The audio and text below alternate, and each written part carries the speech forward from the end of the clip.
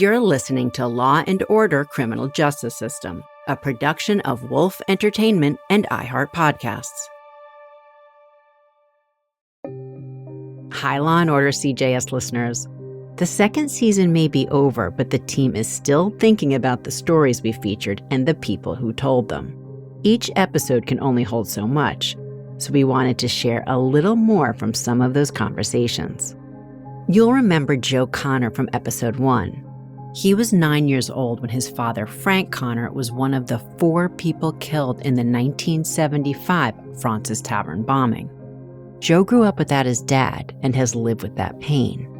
He's also spent decades trying to ensure that the people who are responsible for taking his dad's life are held accountable.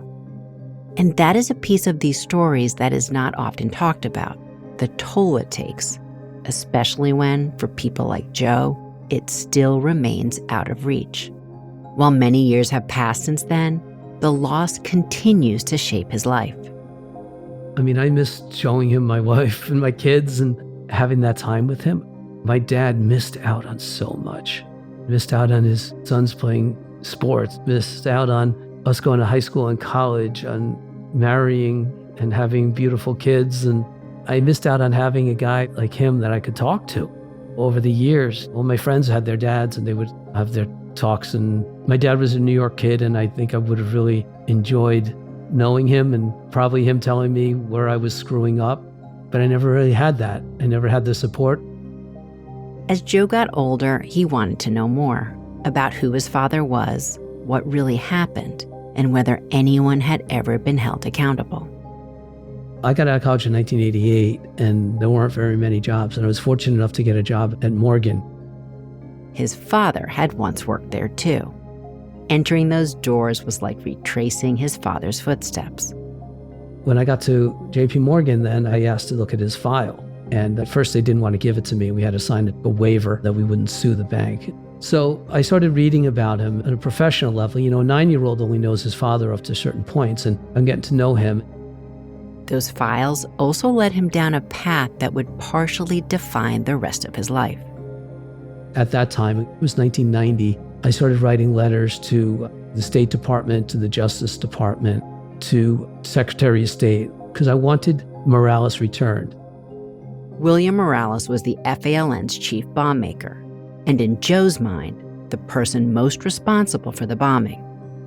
In 1979, Morales was convicted for possession of explosives, but not related to the Francis Tavern attack. He escaped from prison later that year. And he ended up in Mexico and then was in a gunfight with Mexican federales who had closed in on him. A couple of Mexican cops were killed. He was arrested, sentenced to prison, spent 5 years in a Mexican prison before they extradited him to Cuba, where he wanted to be, against the wishes of Reagan, who was trying to get him returned at the time. Morales was granted asylum by Cuba and has been living there as a free man ever since. And I started getting very focused on that at that time. And that was before we even had email. So these were letters, and I still have some of them. They were sent back and forth where they acknowledged that Morales is there, he's a terrorist, but we have no extradition treaty with Cuba, which, as it turns out, isn't exactly true. Over the next decade, Joe found allies who shared his outrage, people who had worked the case from the start and never stopped caring. I started getting to know some of the investigators, Rick Hahn, who was a FBI agent in Chicago, Jeremy Margolis, who was the prosecutor in Chicago. Both are still really good friends of ours, and they filled in the police end of it. I knew the family side of it, but I didn't really understand the investigation. I didn't understand what all these people had done and who they were and how they were caught. What began as a son's search for closure has become a quest. Writing letters, giving testimony, and pressing officials to act. His pursuit would span decades and cross borders, driven by the memory of the father he lost. Over the years, multiple members of the FALN had been prosecuted and gone to prison for crimes ranging from conspiracy to weapons possession. No one had been prosecuted for the Francis Tavern attack that took Joe's dad. In 1999, then President Bill Clinton granted clemency to 16 members of the FALN. They were given clemency, and Morales was not included in that group.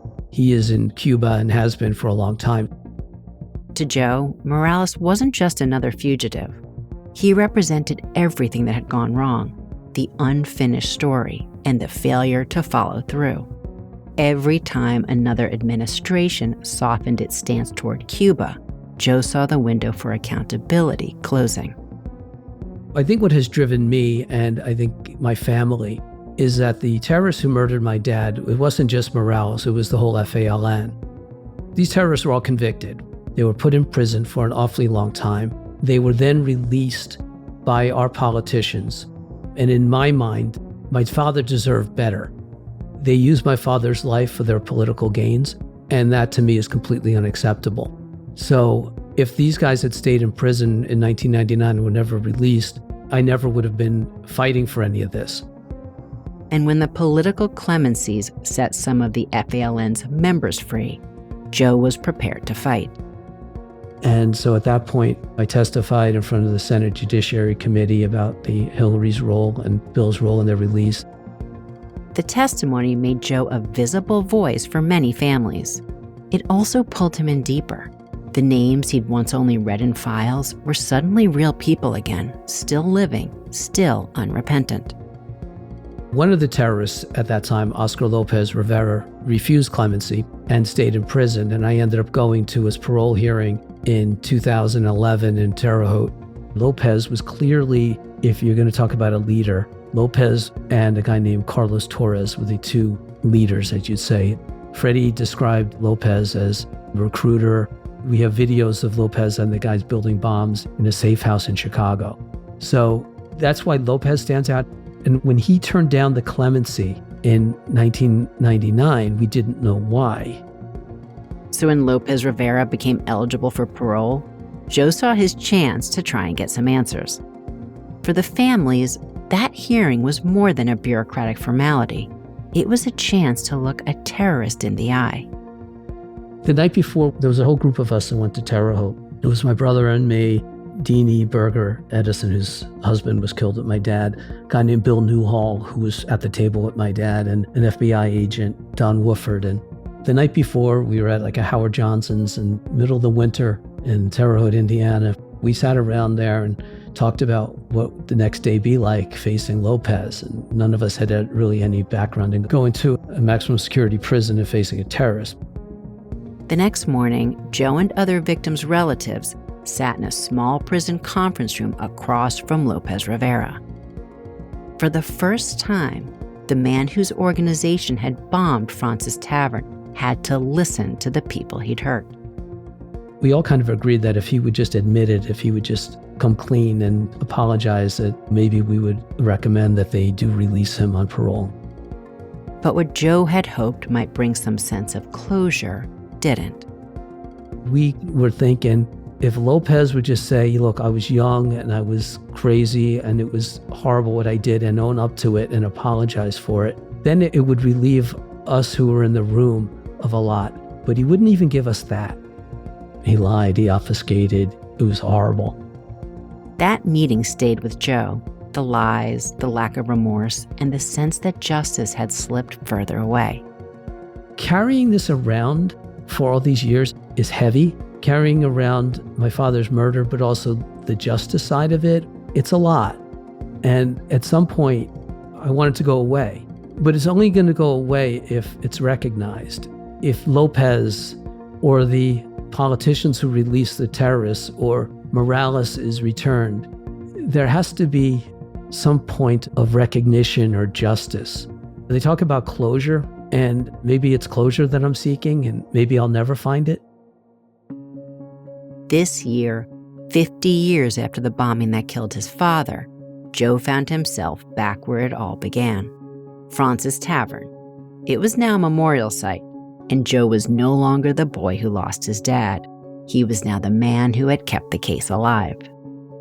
We went back to Francis Tavern, where we've gone for the last 15 years or so, on the anniversary of January 24th. And in the past, it's been a small group of family, friends, law enforcement, but maybe 10 or 15 people. This year we had close to 50. And it was really to celebrate the lives of those who were murdered: Alejandro Berger, Jim Gazork, Harold Sherburne, and my dad, Frank Connor, who lost their lives in a lunchtime bombing 50 years ago. The event was about remembrance, but also more. It was also about persistence and showing that time had not dulled their memories. This year we had law enforcement, some newer guys who've been working on terrorism cases more recently, and we also had a bunch of guys who worked the case 50 years ago. And in addition to that, my mom, who's 86 now, my kids were there, my wife, and my brother and his sons. We had a woman whose husband was killed that day. She and her family were there. It was an emotional gathering. Generations of families and investigators standing in the same room, linked by one single violent act.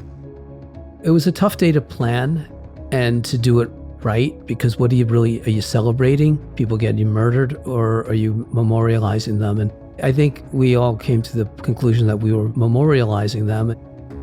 The event led to a renewed call for action.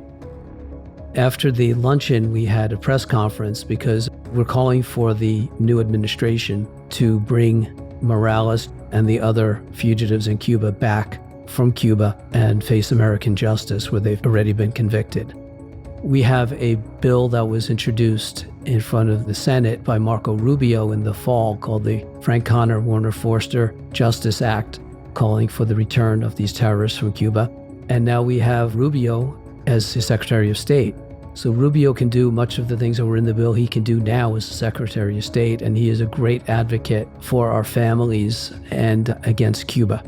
So the bill's being picked up by Senator Rick Scott, but we have Marco Rubio in the executive branch now. And if we're ever going to have the chance to get Morales and these other terrorists back, now's the time. Half a century later, Joe was still asking for the same thing he'd wanted as a boy: justice and accountability for his father's murder. The FALN members who had served time were prosecuted on other charges, but not for the murders that had shattered that restaurant in 1975. They asked me when we did the press conference after the Francis thing, what would justice mean to me? And at this point, justice would mean just having Morales finish out his sentence for what he did. And that would be justice, but really deep down, I want recognition about my father. After 50 years, Joe's needs are different today than they were in earlier years. It's no longer about revenge or even prosecution. It's that need for acknowledgement. There's evil out there. It has to be defeated. When you see it, it can't be coddled. It can't be excused. It has to be defeated. After half a century of fighting, Joe Connor knows there may never be a final resolution. If we can get Morales back, that would be freaking awesome. I'm 59, can't be doing this forever, so we need something that kind of allows me to say, all right, there's really not much more I can do. And Morales back would definitely do that. He spent decades fighting to get Frank Connor the justice he deserves. It's a battle that has also helped keep the memory of his father alive. We say never forget, and that's only half of it. It's never forget, but always act. Everyone has something, and sometimes it could be a disease that's in the family. It could be anything. But I think people really kind of look back at their lives, and I've kind of been doing that more recently and saying, have I wasted my life or not? And I think that the answer is no. I think that what better thing is there than fighting for something you believe in?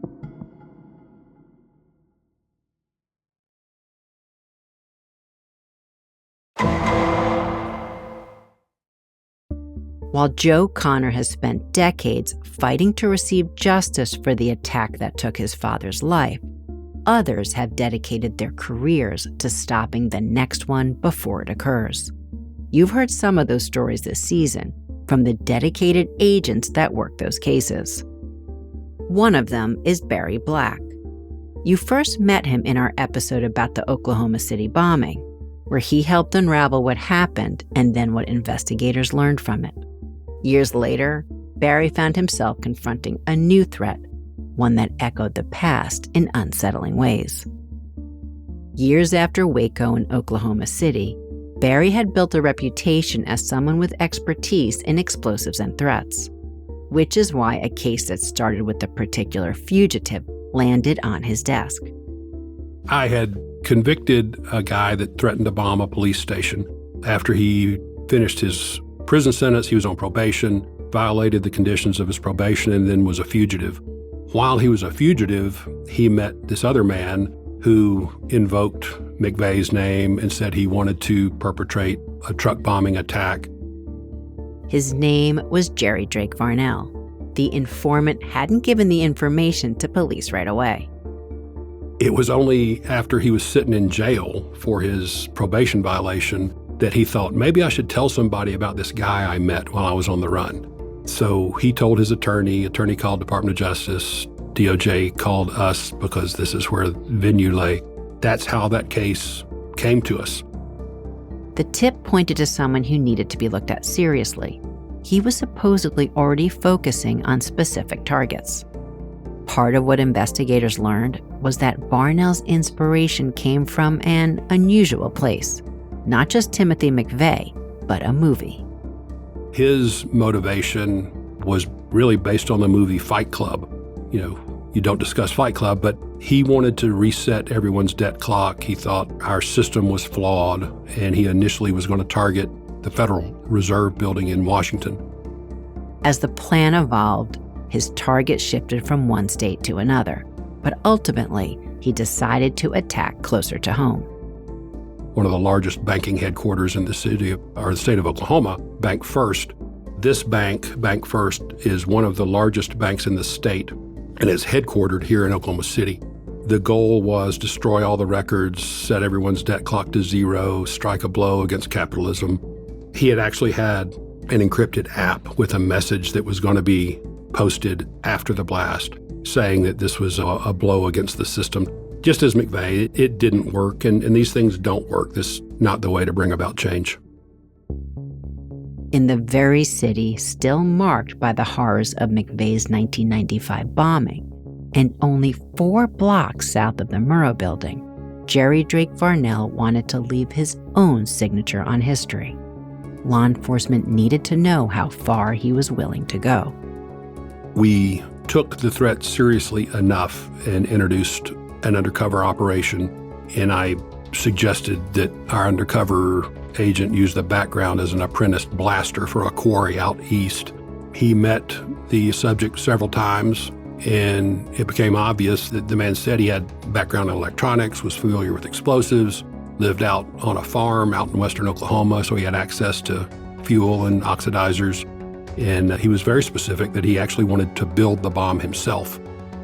What made the case different from others was how involved Varnell himself wanted to be. The things he said began to make me worry that he might do this on his own. So we sort of expedited things. Unlike some other terrorists who just want a bomb and they want to go set it off themselves, he wanted to be intimately involved in its creation. The FBI came up with a plan, a way to safeguard citizens while still building their case against Varnell.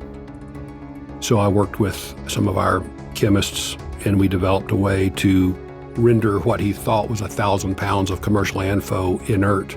And he was going to use a small shop out in the country to build the device. We knew where that was going to be, so we had it teched up with audio and video. Agents watched, somewhat in shock, as he began assembling what looked like a massive truck bomb. And I remember sitting in the Emergency Operations Center thinking, surely this man's not going to build a 1,000-pound bomb, but he started putting it together very artfully. This wasn't theory anymore. It was real. The investigation was moving quickly, and agents tried to learn all that they could. The assigned undercover agent asked Varnell what his plan might mean for people inside the building. He wanted to detonate the bomb overnight. And in some of the undercover discussions, he was asked, well, there's janitorial people and security people in the building. And he goes, well, if you're going to make an omelet, you have to crack a few eggs. So the thought of killing people didn't bother him. It was just perhaps the magnitude. But The goal was destroy the building, and if there were people in it, as far as he was concerned, that would have just been collateral damage. That was the turning point. Now the FBI had proof, in his own words, that he was willing and ready to take lives. It was no longer just about resetting a debt clock or making a symbolic gesture against the system. He was prepared to see innocent people die if that's what it took to make his point. From that moment forward, the FBI shifted from investigation alone to preparing for the day he would try to act. Surveillance was layered across the operation, and then that day arrived, and Varnell got into a van with the bomb he'd made and drove towards his target. I had reserved a particular room in a nearby hotel which could oversee all the avenues of ingress and egress, and we had aerial surveillance and static and rolling surveillance and followed him all the way through town. And I watched him pull that bomb-laden van underneath the building, and he casually walked away, got in a getaway car. In the shadow of the Murrow building site, history felt like it was trying to repeat itself. I really hoped that it wouldn't happen. The threat of that event in Oklahoma City is important to our community, so I knew the folks at the bank. The building itself was a landmark, with employees and families who still lived with the memory of the 1995 bombing. But as Varnell tried to set his plan in motion, law enforcement was ready. They knew that the bank was targeted, but the device was inert, and we had absolute control over him and the device itself. From only a few blocks away, Varnell waited with anticipation for his bomb to blow. The FBI had let him move forward with his plan, but they made sure that no one would get hurt in the process. The device in the van, it didn't contain a single ounce of live explosive, but Varnell didn't know it. He wanted to see and feel the detonation, so he dialed the detonation code 3 separate times, but he was actually dialing my cell phone. When he dialed that number the first time and it didn't detonate, he pulled out a cigarette, had a smoke, dialed it twice more. Varnell's attempts to detonate the bomb once, twice, 3 times made his intent crystal clear. With their last pieces of evidence now gathered, agents moved in for the arrest. The takedown was immediate. Within hours, the case was inside a federal court. He was arrested on a complaint and then indicted very early the next morning when the courts opened. I believe the initial charge was intent to use a destructive device in interstate commerce, something along those lines. There was a superseding indictment for the attempted use of a weapon of mass destruction. For the FBI, the first priority had been clear: prevent another Oklahoma City attack, prevent another bombing, period. Now, the question turned to how prosecutors would prove their case in court. Prosecutors anticipated that the defense might try to minimize the size of Varnell's device by comparing it to McVeigh's. Barry prepared a demonstration to erase that argument. I recreated his 1,000-pound device at Fort Riley, Kansas, so there's nothing around it. And we brought in high-speed, slow-motion video cameras and different types of test equipment to test overpressure and whatnot. And from a mile and a half away, detonated that 1,000-pound bomb. We stopped picking up truck pieces at 1,100 feet away and used those images at sentencing, actually. So we thwarted the argument that this wasn't that big a deal. The video itself was ruled inadmissible, but photographs would be allowed. The judge determined that the high-speed, slow-motion video was too damning to show the jury. So we couldn't even show the video, but he let me show still images that showed what we call the shock front, the leading edge of that compressed air, and this enormous fireball. And then I was able to give a little expert testimony as to what that type of atmospheric compression would do in a confined space in the parking garage of that bank. The strength of the evidence was overwhelming. In 2019, Jerry Drake Varnell was convicted and sentenced to 25 years in prison. The case had been a tender balancing act with many tense moments, but the FBI had succeeded in preventing what could have been a major attack with devastating loss. And while they gathered their evidence, they had taken multiple steps to ensure that the public was never placed at risk. For Barry, the Varnell case marked the close of more than 3 decades with the FBI. I retired in 2019. I stayed an extra year. It's 31 years instead of 30. That last year was to make sure this case was seen to its fruition. After years spent working some of the most notorious bombing cases of our time, he ended his career by stopping an attack in the very city that had suffered one of the worst of them. Most all of us in this line of work, I think ideally we want there to be a safe society. People approach how they would try to make society safer from different avenues. My part was maybe a little unique, but having seen some of the bigger cases in modern history during my career, finishing my career by stopping one felt pretty good.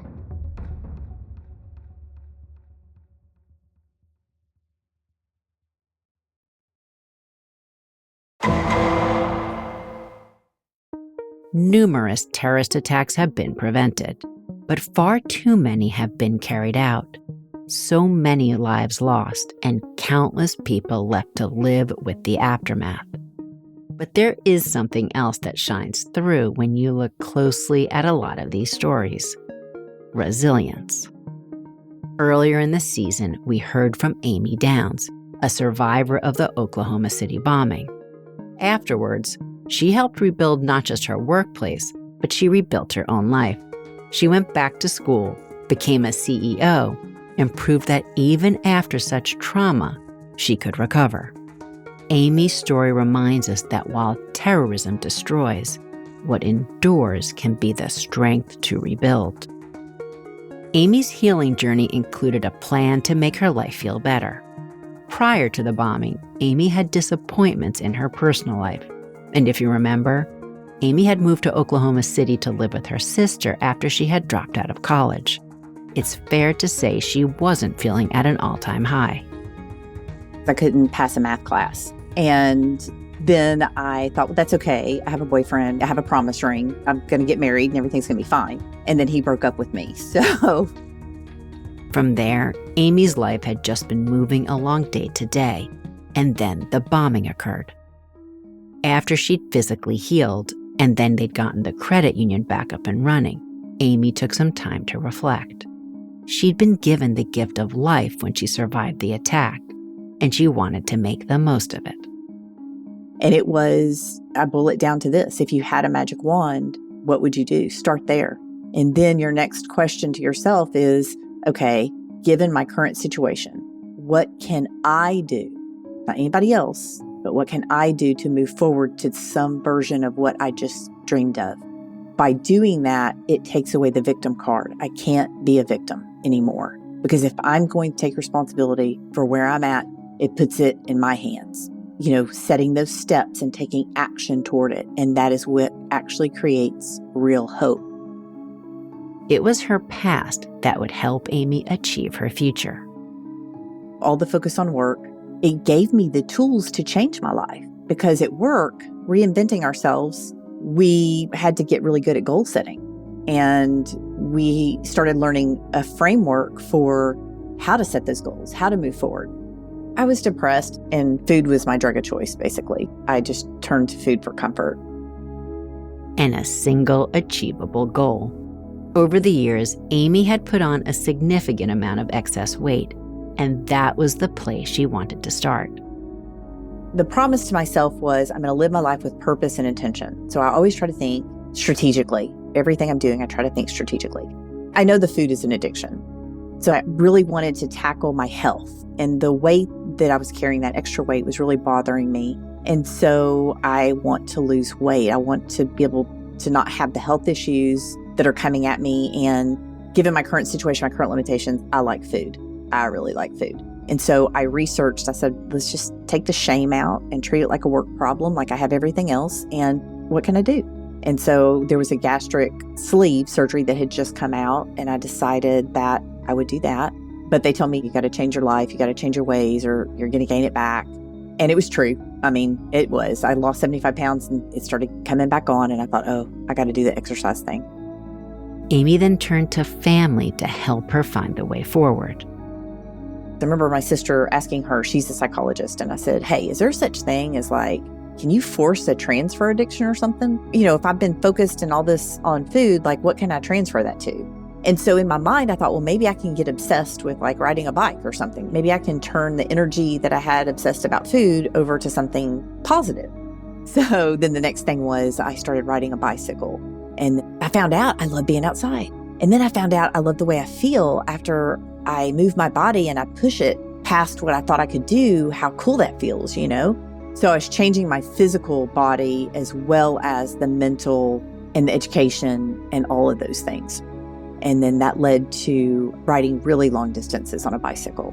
And then I started running and became a long distance runner, and then started swimming and started doing triathlons and became an Ironman, which is completing a 2.4 mile swim, 112 mile bike ride, and a 26.2 marathon, all within 17 hours to be declared an Ironman. But for Amy, it was about more than just crossing finish lines. It was about rewriting her own story and proving to herself that she could live the life that she dreamed of. I was 50 years old when I did Ironman Arizona. It's I'm turning 50, I have to do something badass. And so I decided, yeah, we're doing an Ironman at 50. And it's so weird. I went from being the kid in school that they fought over, I was the last one. There's always those two pitiful people last that the team captains have to figure out which one to pick. And I was always the one nobody wanted to pick. And now I love being outside. I love all that. And I would have never dreamed that to be true. Today, Amy spends much of her time speaking to others, motivating them to embrace resilience and to ignite change. She's even written a book, Hope is a Verb, chronicling her experiences and giving advice to help others achieve their goals and dreams. Her now is an amazing example of that all-important word, resilience. This part of Amy's story feels like the right place to end a season that examined the dark world of terrorism and the destruction left behind. Because even in the shadow of the worst attacks, human beings have shown time and time again that they've been able to find their way forward, even in the face of such trauma and devastation. The same woman once trapped beneath the rubble now crosses finish lines. And that's the story worth carrying forward.